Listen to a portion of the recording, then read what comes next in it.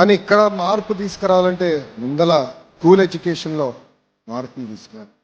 దానికి మన ప్రభుత్వం అనేక నిర్ణయాలు తీసుకుంది. తొలి నిర్ణయం రాజకీయాలను ప్రభుత్వ విద్యకి దూరం పెట్టాలని నిర్ణయం తీసుకుంది. మీరు చూసారు, ఎక్కడ కానీ మా ఫోటోలు లేవు, మా పార్టీ రంగులు లేవు, మీకు ఇచ్చే మెటీరియల్లో మా పేర్లు మేము పెట్టుకోవట్లేదు. ఎవరిని చూసి మనం సమాజానికి సేవ చేయాలి, ఎవరిని చూసి మనం మంచి పనులు చేయాలో వాళ్ళ పేర్లు పెట్టాం. డాక్టర్ సర్వేపల్లి రాధాకృష్ణ గారి పేరుతో స్కూల్ కిట్స్ అందజేశాం. ఒక్క సీతమ్మ గారి పేరుతో ఈరోజు మధ్యాహ్న భోజనం పథకం అందజేస్తున్నాం. అంతేకాదు, గతంలో ప్రభుత్వం కార్యక్రమం చేస్తే ముందర పట్టుకెళ్ళేది మన పిల్లలు.